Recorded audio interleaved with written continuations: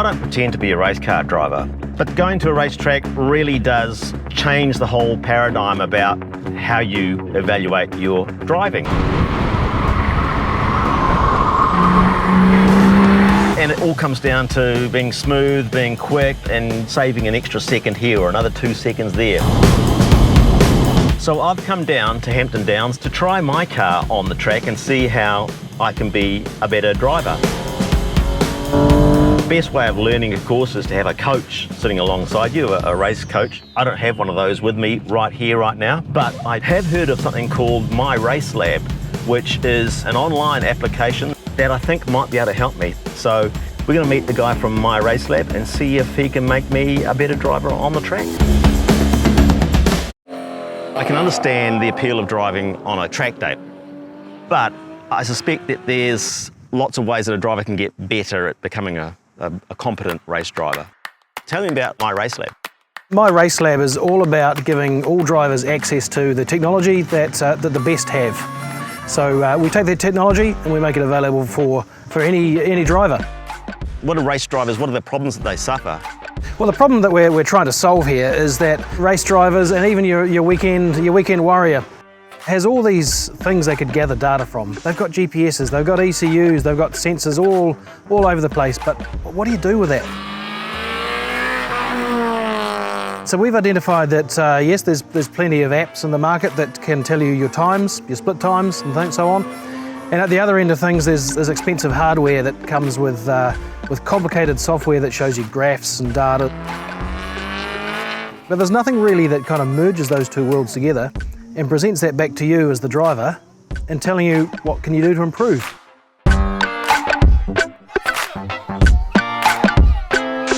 We take all that data and we do the hard stuff in the background. So we do those calculations, those algorithms to present back to you the next step on your performance journey. What is it you should do? Should you take that corner faster? Should you brake earlier? Should you take a different line? So we do that based on your performance of your car and performance of other drivers, just to try and present that to you in what do you do next? There's 100 things you could probably do to improve, maybe 200 in your case, Blue.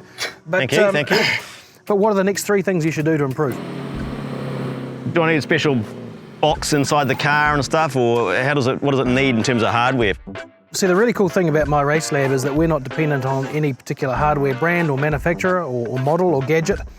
So we are a software-based app that can run on a smartphone, Apple or Android, and basically you can use that phone as a data gathering device.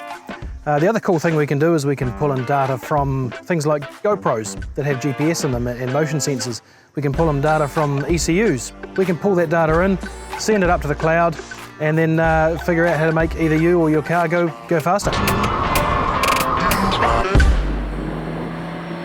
So all I need to do is what? It's a download, it's an application download to my phone. So you can download it, well, you can go to myracelab.com. That'll tell you all about it there. You can download it from the Apple App Store or the Google Play Store. Sign up, takes about 30 seconds. I'm really keen to get this out on the track and see what I can learn from My Race Lab. Well, let's get this thing running and get some air conditioning going, like every good racing car needs. I don't actually know this track very well, even though I've driven it a couple of times, but I had Greg Murphy barking in my ear, so my brain has blotted all that out as being far too painful.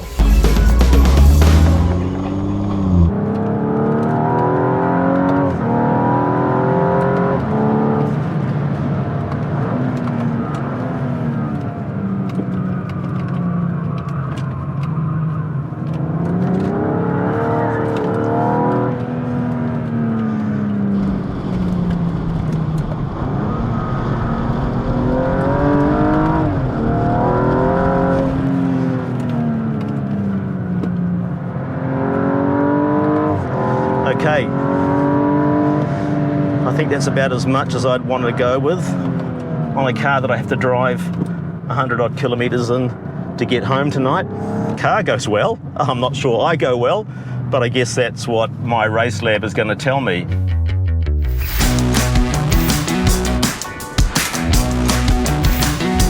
We'll go back to the pits.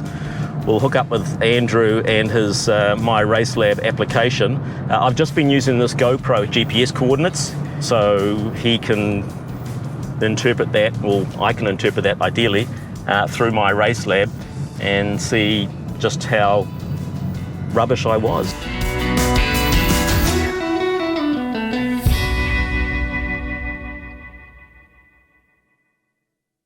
So you had some pretty good race lines there. You see through the turn one, you came in nice and close towards the end of that apex there. Right. Let's say we want to compare lap 1 and 2. Yep. So we're looking at a 48.75 for the fastest one compared to a 49.5 for your slowest. So Right. there's 3/4 of a second in that. Right. Top speed of 136 versus 134. So we can see that you're pretty consistent on the turn one there. Oh, okay, yep. Yep. And turn 2, again, nice and consistent.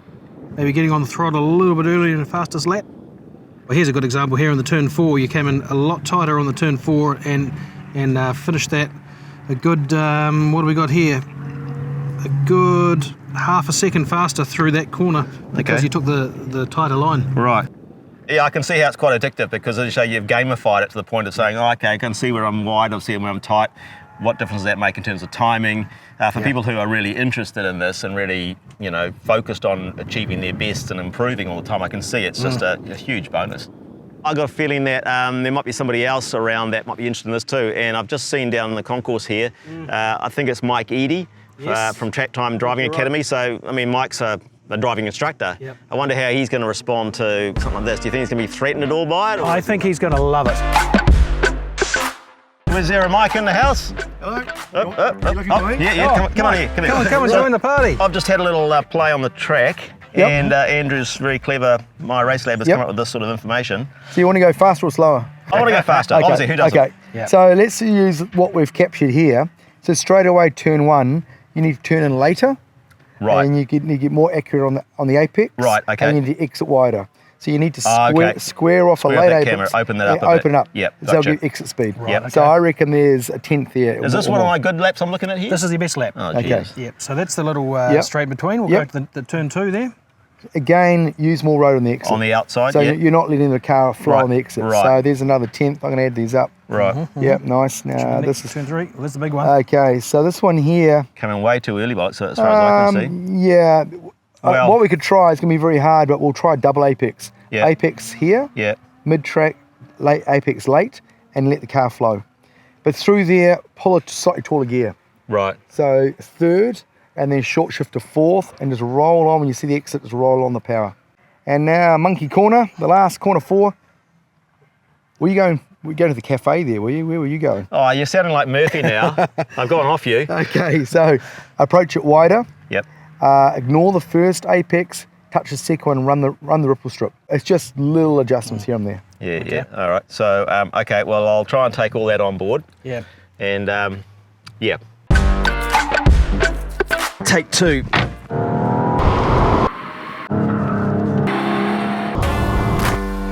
Right, let's go and see what damage is.